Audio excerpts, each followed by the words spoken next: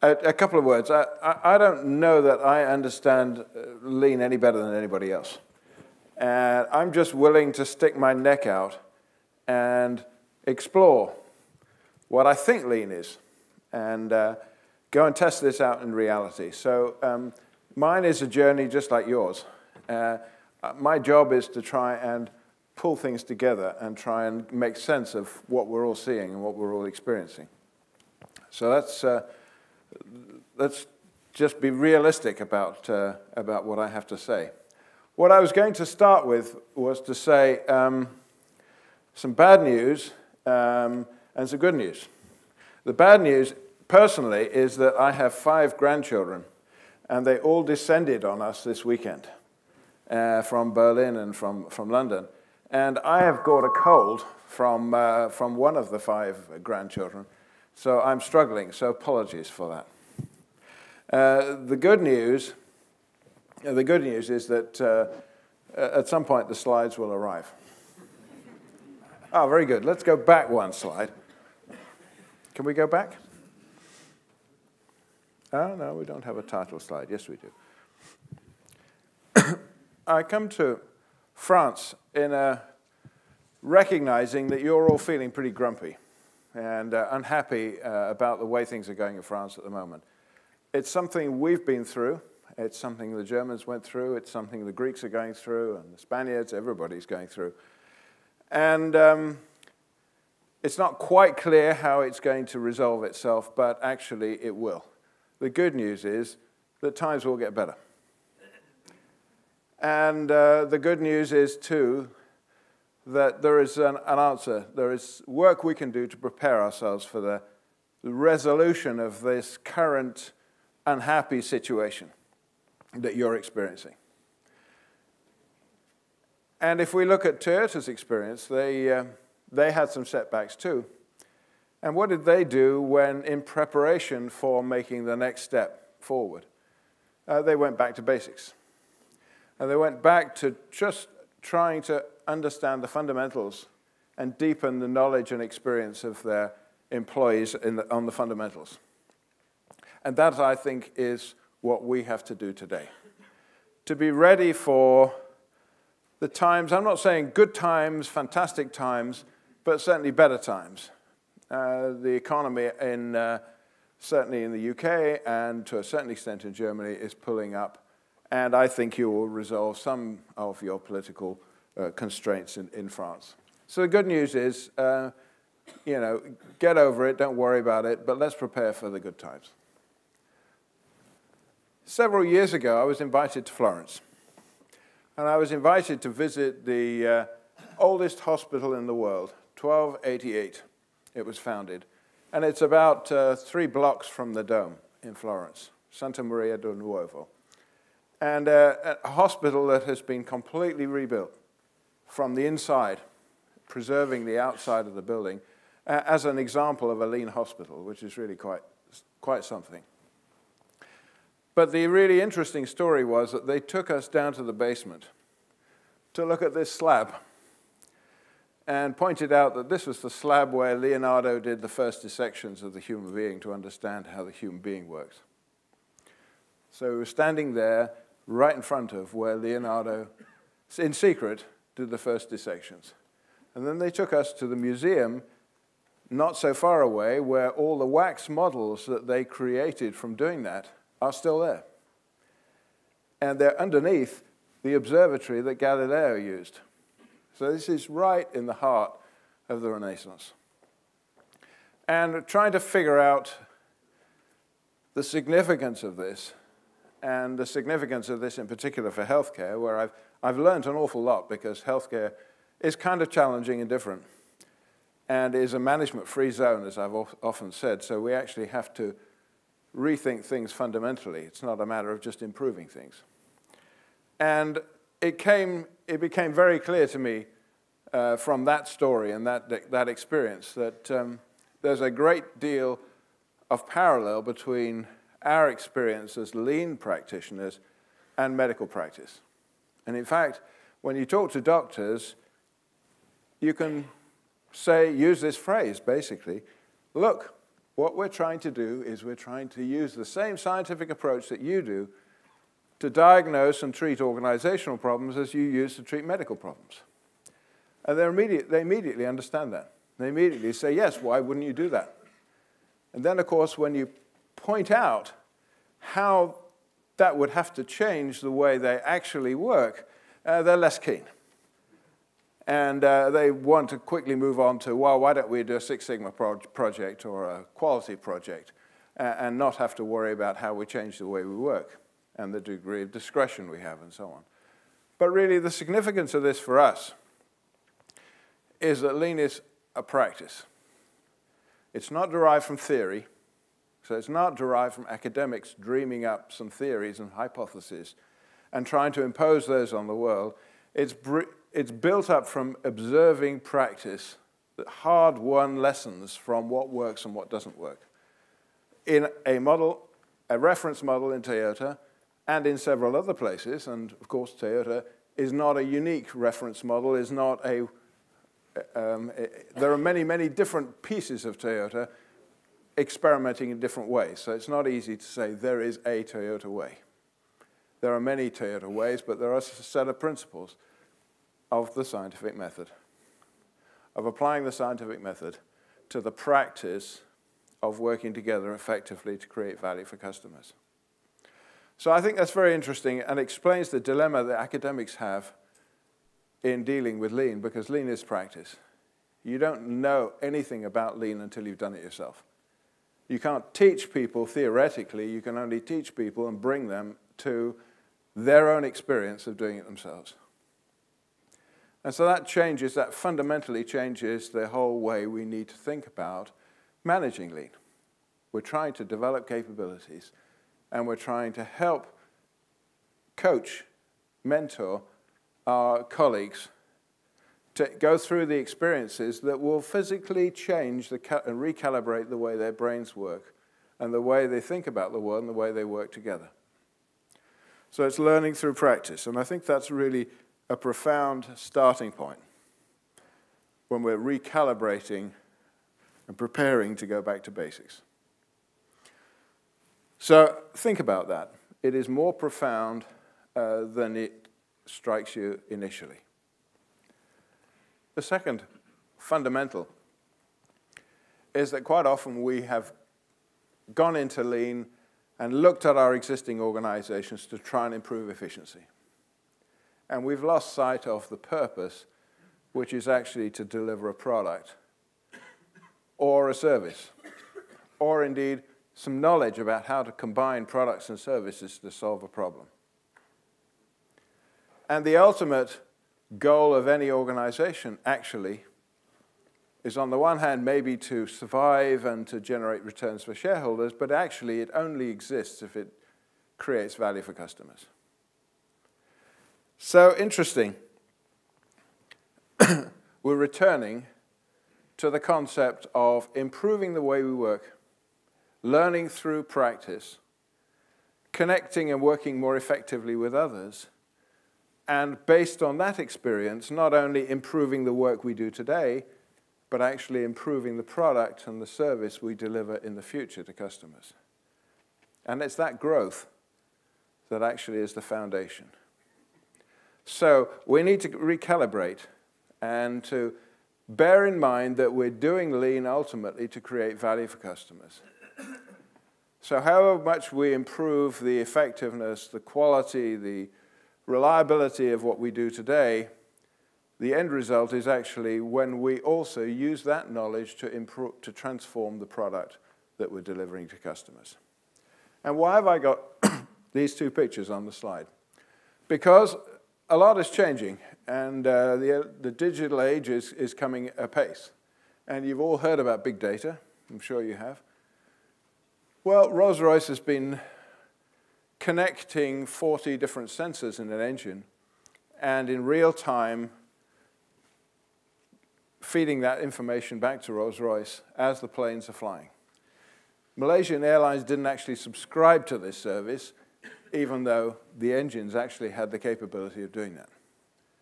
Nevertheless, this has fundamentally changed the way Rolls-Royce sells engines for many years, and the way it designs engines in the future, and the way its whole business model.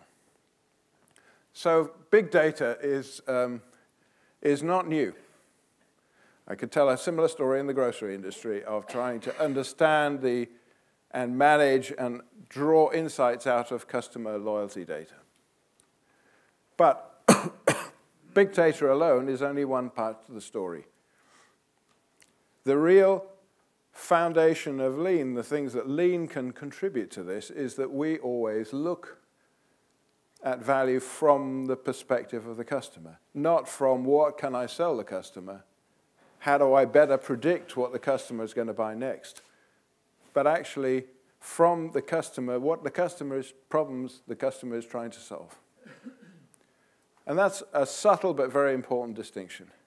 So unless we complement big data with going to the customer's gemba, we will miss the point, and we will be designing things to sell to customers in a traditional, really mass production way. The second story is from an IT company I was in Stockholm just recently, where we had a workshop on the digital age. And this was a wonderful poster they had. And I thought, coming from an IT company, this is really quite stunning. And what it says is, our dealings are increasingly complex. Our duty is simplicity. Now, from an IT company, that is pretty revolutionary. How do I make the customer's experience of using this product and service simpler? And that's another aspect of really good design, is being able to not just stuff it full of capabilities, but actually just have the right capabilities that customers actually use.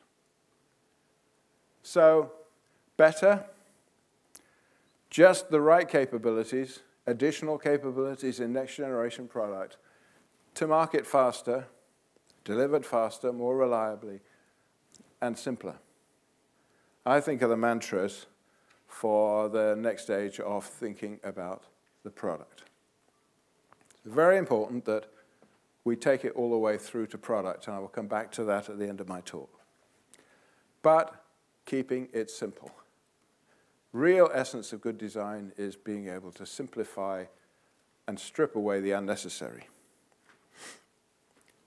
Now, in order to deliver that, of course, we have done a lot of work looking at different value streams in different kinds of industries, the retail industry, healthcare industry, but actually manufacturing is just as bad. This is why, of course, you don't want to go into hospital. But actually, any product going through manufacturing, it looks more or less the same.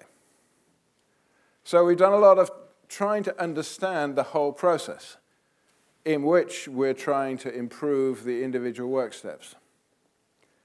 But in doing so, we have perhaps lost sight of what's important. Because it's not about redesigning the whole process in a traditional tailorist manner, designing a new blueprint for the process. Yes, there are times when you need, and I'll come back to that, where you actually have to start from a clean sheet. And I'll come back to how you do that. But in most cases, a process, a value stream, is actually only the sum of the capabilities of the people running the value stream. And if we lose sight of that, then we lose sight of the capabilities that will enable us to connect steps, that will enable us to improve the delivery of the value to the customer, and will free up cash, etc. So very important that our focus on the value stream, which I think is still important, does not obscure the fact that a value stream is made up of the capabilities of individuals and teams performing their work exactly as it should be done, in sequence, collaborating, etc. It's only by building that capability that actually a value stream becomes a value stream rather than a sequence of separately managed activities, which is the traditional management model. So here you have a team learning, in this case, to develop a plan for every patient. It's very interesting. So we've said poo-pooed tools, and we said, people spend too much time thinking it's just tools. Well, actually, it's not just tools. Tools are the way we build those capabilities. So tools are fundamental, but it's not the tools, it's the learning that comes through using the tools. And it's the accumulation of that learning that actually constitutes a value stream.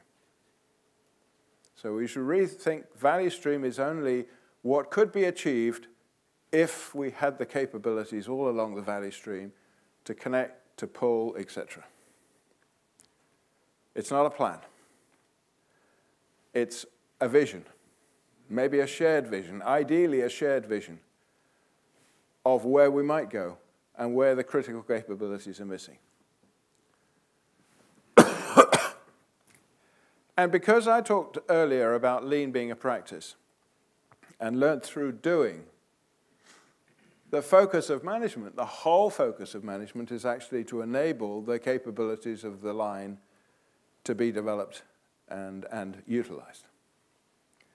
And so we need a very different form of mentoring and support to develop those capabilities and to unblock the obstacles to the line being able to deliver the value the customer is paying for. So a very different form of management. Gemba management, management by asking questions, management by understanding, are the line people asking themselves the right questions? And trying to align the needs of the organization with the needs of the capabilities of the line. Now, I think what is also very interesting is this changes the role of experts. The traditional Taylorist model, I got a problem, I hire an expert, he fixes it for me, I don't have to think about it. That fundamentally doesn't work with lean. And indeed, in the IT industry now, IT is becoming embedded in every function. But what is an expert in the era of Google?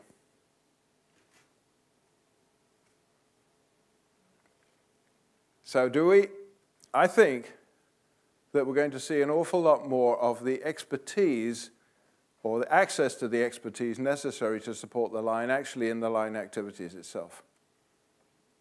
And I think we will see a fundamental change over the next 15, 20 years in the role of experts, which will be painful, particularly for those functional managers who've built their careers on deepening their knowledge and becoming the expert in the organization. That expertise is going to actually be available to everybody. Not everybody, not everything, but it's going to change the role of experts fundamentally, as much as it changes the role of management. So think about that. I don't know exactly what the outcome's going to be, but I think it is fundamentally going to change the role of experts. And it's going to change the way we think about automating things. Lean experience is that the foundation of linking things together as opposed to isolating them and putting buffers in between, which is the only way we were able to manage in the past. Taking those buffers away and linking things directly is the core, is one of the core skills to being able to work effectively together. And we've lost sight of the core methodologies, insights of running a pull system. We've published these books quite some time ago, the first one by Art Smalley, and we read them at the time, and we did the exercises and the games and so on, but actually, are we really losing? Are we really using them? And Ian Glenday's book, which is a revised version, is the insights that actually a value stream is usually pretty complicated. It's not as simple as the value stream map. It's actually a whole series of different products going through, and we have to make decisions about how different types of products, different volume, high volume, low volume products, and so on, need to be treated going through a shared value stream. So those two insights, plus the experience we've had of seeing industries that have begun to rethink their supply chains using pull systems. And the grocery industry, in the manufacturing industry, told the story of GKN last year, or 2 years ago at this summit. The lesson is that if we really understand pull, if we really understand the ability to link things through pull, then our value streams will be much, much simpler, our planning systems will be much simpler, and our supply chains will be much closer. And the important lesson that we've all learned is that unless you have leaned the value stream first, don't even try and automate it. Toyota will always use automation as the last resort after the value stream has been improved and the capabilities necessary to improve it and manage it have been developed. Because human beings are still better at managing complex value streams in a constantly changing world than any automated system. I'm not saying we won't automate, but automation is the last step, not the first step. That's a fundamentally important lesson from Lean that we need to hold on to. I like this slide as well. In this IT company in Stockholm, they took me, this is a big IT company with several branches all over Scandinavia. They took me down into the bowels of the organization to a big room, which was an Nebea room, where they were managing all of the projects and the deployment of resources and so on, visually, not on the computer screens. And every day they would have a meeting in there, and senior directors who were not present could actually link in through webcam. They were actually managing the business visually. Because it's obvious, isn't it? Because if you have important problems to diagnose, business problems to diagnose, if you have important functional differences of a view and perspective to reconcile, that can only happen really face-to-face. We know that. And so those decisions which require a degree of joint consciousness, a degree of joint understanding, a degree of promise to act collectively rather than individually, those decisions are too important to put on a computer. Everybody wants to immediately computerize things. And the tools that we've introduced in the Lean world to manage the selection of the vital few and the alignment of resources around the vital few, the Hoshin process, the A3 process and the X matrix, whether you like that or not, but the Hoshin process, the tools, again, are not the point. The point is the learning, is the framework. They create and constitute a framework for a structured dialogue. It is also a process of learning in actually diagnosing and treating and agreeing to act to solve business problems. So it's clear that for big, important decisions, we need to manage visually and commit to each other face to face.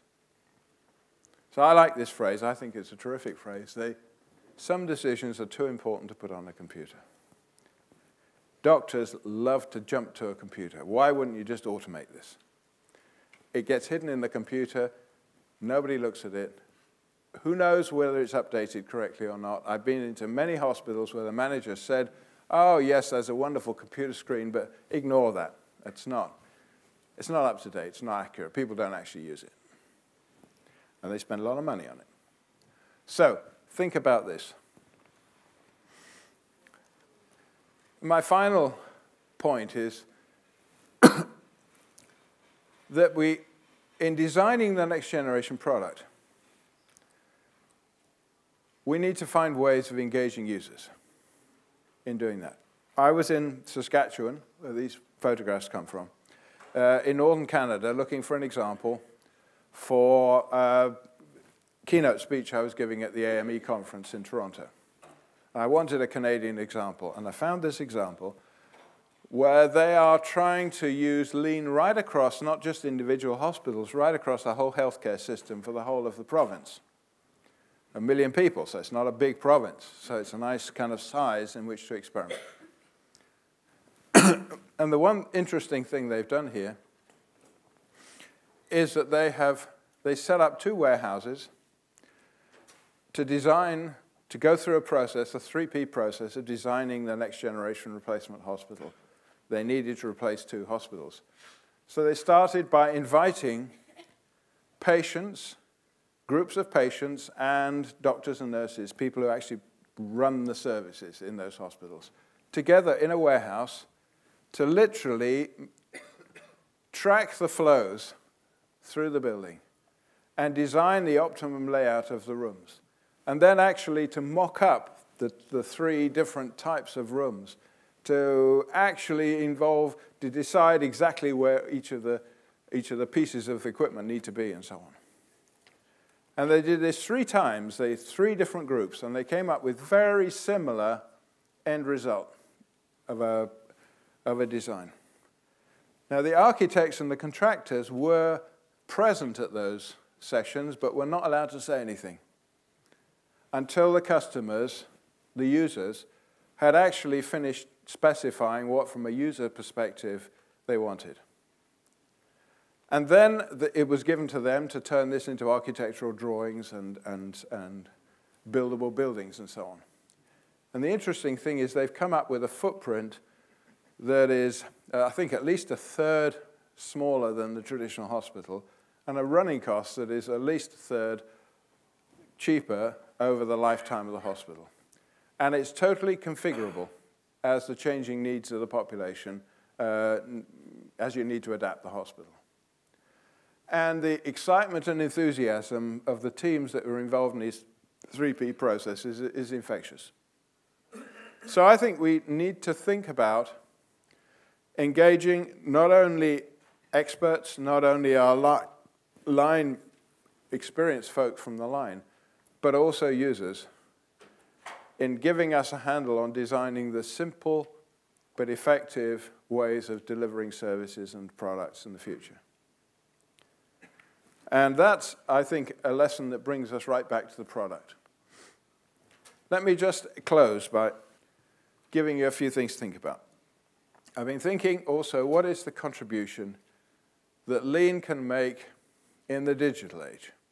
And there are a lot of books now championing the digital age and kind of summarizing where it's got to and the promise of the digital age.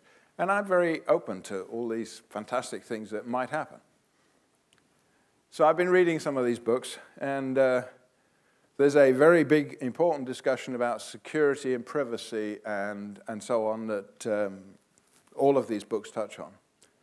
But the 3 things I took away from this were, particularly from the Google book on the left, The New Digital Age, it's just a relentless assertion that that technology is going to solve every problem. It's just going to blow away all the objections, just go blow away everybody's existing businesses, disrupt everything. And it's just a huge assertion based upon the implicit belief that either startups will just replace existing businesses, or existing businesses will impose this in a classic Taylorist fashion. And there's some wonderful quotes in those books, classic quotes about Taylorist CEOs doing this and imposing this. On the other hand, there are some very interesting reflections in these books too, recognizing that the speed with which these technologies can actually deliver real results depends upon 2 things: on the acceptance, the ability of us as citizens to come to terms with these technologies, and us as providers to design social forms and organizations that actually give people a role. The other relentless thing that is asserted, and you've seen lots of articles recently about how middle-class jobs are going to be just made redundant, and how computers will decide everything, data will decide everything. What Lean, I think, can contribute both is an understanding of how to build those social organizations in the future and how to actually build them in a way that creates value for customers, real value for customers, and a socially fulfilling work for employees. And those two things, I think, will be key to the acceptance of the opportunities opened up by digital technologies. I don't know the answer to all of this, but I've begun thinking about it. And we will pick up some of these questions in the Lean IT Summit in October. The one final thing I would get you to think about is the true significance of big data. It is easy to dismiss this from a Lean perspective and say this is just hype. This is A, not new, B, it's just the computer industry coming along again and trying to frighten everybody into spending a lot of money. But I think there are some fundamental additional capabilities that big data does give us. Big data does allow us to understand populations and what's in real time changes in those populations, whole populations rather than samples, and to see connections and correlations that we wouldn't see otherwise, and to be able to understand as things happen what is happening. Not why it's happening, but what is happening. So the big data is introducing some additional methodologies that we need to add to our portfolio of problem-solving techniques from the era of small data, if you like. Small data where we're looking for causality, the why, before we act or as we act. Here, big data allows us to act, see the results very quickly, not absolutely understand full causality, but actually to begin to act and see whether we're making a difference. So I think there are some additional skills, and I'm not sure I'm right, but my hunch is that there are some additional skills that we do need to understand. So I think big data, of the three books, the big data book is actually the most interesting. It was the least expected, but actually is probably the most interesting book. So I would urge you to read that. And I look forward to having a discussion about these things in the Lean IT Summit in October. So think about this. We are into a digital age. What are the lessons that we learn from our experience with Lean, some of which I've summarized, that can help us not just improve the effectiveness of startups, but actually, once those startups scale, they become traditional organizations. How can we prevent them suffering from all the same problems as big organizations of the past? It's just happening very much quicker. I think Lean has a tremendous role to play, and we have to articulate that role, otherwise we will just be rolled over by another technology sold to CEOs to implement against people, despite people. And that's not the Lean world we're thinking about. So think about it. It's really very interesting. But it's all about practice. And I think we're learning that practice changes not only the work, practice changes how we learn, practice changes how we manage. And those are really much more profound changes than we thought Lean was in the early days. So thank you very much indeed.